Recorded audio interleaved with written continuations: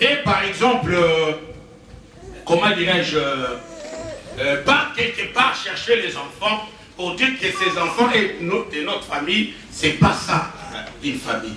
Ou soit deux personnes des mêmes sexes, soit des femmes, et ils se marient, disent que non, nous allons chercher les enfants, c'est pas ça une famille. Biologiquement, dans une famille, il faut qu'il y ait un être mâle, il faut qu'il y ait un être femelle. Après, il y a aussi des enfants. Ça, c'est la composition biologique. Mais aujourd'hui, je vais parler de la composition spirituelle. Qu'est-ce qu'on peut trouver spirituellement dans une famille? Dans chaque famille, il y a 3 catégories des êtres qu'on retrouve dans cette famille. Et écoutez-moi, donc, chaque être a une importance qu'il joue dans cette famille. Et dans la même famille, nous tous, nous ne jouons pas le même rôle. Chacun a son rôle. Et le rôle, il n'y en a pas 4, il n'y a que 3. Si nous voyons aujourd'hui des problèmes dans la famille, parce que tout le monde ne joue pas les mêmes rôles. La Bible dit que les nations sont dans ton ventre. Mais il y aura le plus petit qui va dominer sur le plus grand. Cette femme avait des nations. Mais la Bible dit qu'il y a le petit qui va dominer sur le grand. Quand nous allons par exemple dans la famille de Joseph, ils étaient au nombre de 12. Mais Dieu a choisi une personne. Donc notre Dieu, c'est un Dieu de choix. Est-ce qu'on peut dire amen? Il ne peut pas choisir tout le monde au même moment. Dieu choisit chacun, chaque personne dans chaque famille. Mais aujourd'hui, moi, je vais aller plus loin. Pour montrer que quand Dieu a envoyé Abraham, il a montré à Abraham et le ciel, il a montré à Abraham les étoiles. Est-ce qu'on peut dire amen? Il a dit, tel est le nombre des étoiles, telle sera ta postérité. Donc Abraham était venu avec un but, changer quelque chose. La postérité qui va sortir d'Abraham doit être que des étoiles. Dans la famille, on a 3 catégories de membres. La première catégorie des gens qu'on trouve dans la famille, on trouve des esclaves. Dans chaque famille, il y a des esclaves. Et quand on parle des esclaves sont de ceux-là qui travaillent pour les autres. Tout le monde ne joue pas les mêmes rôles. Dans chaque famille, il y a des esclaves. Donc ça veut dire les gens qui ont l'esprit de la servitude.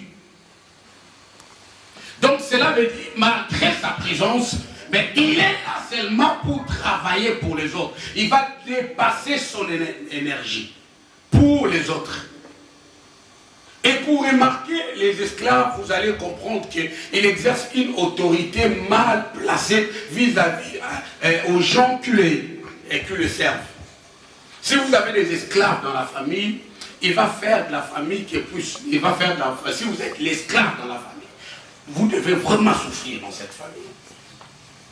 Beaucoup de gens, bien aimés, sont habillés de l'esprit de la servitude. Quand ils travaillent, ils ne travaillent pas pour lui. Ils ne travaillent pas pour ses enfants, mais ils travaillent pour les autres. Ça, c'est l'esprit de la servitude.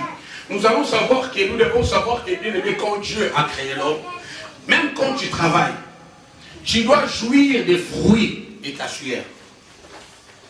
La Bible dit, tu mangeras par ta sueur. La Bible ne dit pas que les autres vont bénéficier de ta sueur, non. Quand tu travailles, il faut qu'il y ait un changement.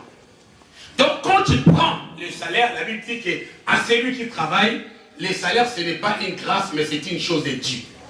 Tu dois mériter ton salaire et ton salaire doit changer ta vie, ton salaire doit changer tes projets, ton salaire doit changer même ta famille. Mais quand ton salaire ne fait plus rien, ton salaire ne sert à rien, tu travailles comme si tu ne travailles pas, tu es devenu un esclave. Et un esclave ne réussit jamais. Quelquefois, nous sommes devenus des esclaves sans pour autant que nous le sachions. Il faut que l'esprit de l'esclavagisme tombe. Si nous allons dans 2 Rois chapitre 6, la Bible dit qu'il y a 3 choses qui font trembler la terre et il y en a 4 dont le monde ne peut pas supporter. Et parmi les 4 choses que le monde ne peut pas supporter, la première des choses, la Bible dit, quand un esclave vient à régner, est-ce qu'on peut dire amen? Quand un esclave règne, le monde ne pourra jamais supporter. Tu vas voir que tu es en France, tu travailles, mais tu souffres pendant qu'il y a tes frères qui sont peut-être ailleurs, ils sont mieux que toi et ils se servent de ton argent. Donc toi, tu es en train de travailler pour eux. Et une fois, tu travailles pour la personne, mais quand la personne te parle, il se parle comme si la personne est en train de te commander. Toi, tu lui donnes, mais lui te commande, donc là, tu es devenu un esclave. Donc tu as en toi ce qu'on appelle l'esprit de la servitude. Il y a beaucoup de mariages qui se cassent aujourd'hui parce que les parents sont habillés de l'esprit de la servitude. L'argent qu'il a, au lieu de s'occuper de ses enfants, de leurs projets, non. Il prend tout pour dépenser ça pour les autres. Ça, c'est l'esprit de l'esclavagisme. Et l'Éternel n'aime pas cela. Vous allez remarquer qu'un parent, le parent plutôt soit un papa qui nourrit son enfant, mais l'enfant a une autorité vis-à-vis de l'enfant, des parents. Toi, tu lui donnes, mais lui te commande. Tu es devenu esclave. Est-ce qu'on peut dire amen? Amen. Quand tu lui donnes, il prend, il faut que la Bible dit que la main qui donne est supérieure à celui qui reçoit. Quand tu lui donnes, il faut que toi, tu puisses avoir une autorité sur lui. Mais toi, tu lui donnes, et maintenant, lui, il commence à te commander pour prendre ce qui est en toi. Ça, c'est l'esprit de l'esclavagisme. Et dans nos familles, aujourd'hui, toutes nos familles viennent même, on trouve cet esprit-là. Un esclave, c'est une personne qui ne régnera jamais. Il doit souffrir pour les autres. Une personne que toi, tu prends en charge, mais cette personne est en train de te commander. Il faut que ça finisse cet esprit de l'esclavagisme. Même dans l'ancien temps, il y en avait. La Bible dit dans Exode 22 et 21, chapitre 2, lorsque vous achèterez un esclave hébreu, il doit travailler 6 ans. Mais le 7e année, il sortira libre, sans rien payer. Et c'est à partir de cette année-là qu'on parle de l'année sabbatique. Donc ça veut dire, c'est lui qui était un esclave. Maintenant, il n'est plus devenu un esclave. Il va commencer à travailler pour son propre intérêt. Mais nous remarquons aujourd'hui, surtout nous, les Africains, quelque part, nous sommes devenus des esclaves. Toi, tu travailles dur ici, après avoir pris ton argent, bien aimé, tu le donnes à une personne qui prend ton argent, il est en train de boire du vin sous un arbre en Afrique, tranquille avec ton argent. Et il y a même d'autres qui sont devenus les esclaves de la mode. Tu travailles, tu gardes ton argent avec difficulté, mais dans ta tête, il y a déjà l'esprit de Louis Vuitton. Il y a l'esprit de Versace. Or, Louis Vuitton, Versace ne peut pas assurer l'avenir de tes enfants. Donc, quand tu prends les salaires, c'est ta sueur. Tu ne peux pas récompenser qu'avec les habits. Donc, il faut que tu puisses faire une autre chose.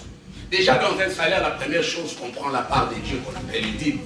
Et puis le reste, tu feras de la sorte que ça puisse te rendre heureux. Mais il y a d'autres personnes qui aiment. Le salaire est supérieur, est inférieur aux dettes.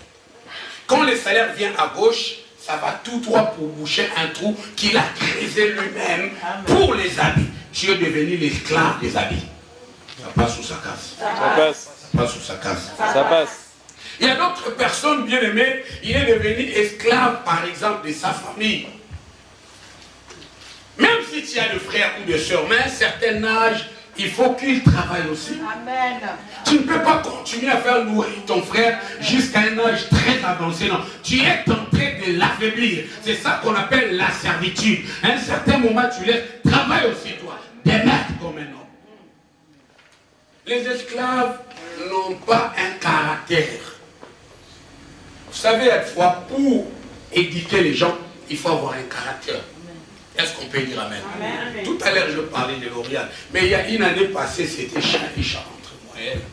Je l'ai appelé à la maison, je lui ai mis contre le lit, je lui ai parlé. Si ça continue comme ça, L'Oréal, tu prends à gauche, moi je prends à droite. Mais comme elle a écouté, maintenant aujourd'hui, elle est partie étudier pour ses études. Ça fait la joie à tout le monde. Est-ce qu'on peut dire amen? Amen. Des fois, quand on est dur, c'est pour faire comprendre à l'autre personne que le chemin, il n'y a qu'un, le chemin de la bénédiction, il n'y a pas deux. Moi-même, je n'ai même pas encore été aux États-Unis. Mais là, écoutez, les conseils l'a mis en pratique. Aujourd'hui, elle part aux États-Unis. Ça fait la joie à tout le monde. Donc, bien aimé dans le Seigneur, une maman qui n'a pas un caractère. Les gens croient comme si quand tu prêches, tu dois, ou soit tu es chrétien, tu diras oui à toutes choses. Non. Est-ce qu'on peut dire amen? Il y a des choses, il faut dire ça, je refuse. Amen. La Bible dit l'esprit que nous avons reçu auprès du Seigneur, ce n'est pas l'esprit de la timidité. Une personne qui montre le droit chemin aux autres ne peut pas être timide. Ou soit tu comptes sur Dieu, ou soit tu comptes sur les autres. Quand tu compteras sur Dieu, tu ne peux pas, bien aimé, dire oui à tout ce que les gens te disent. Amen. Il y a des mamans qui sont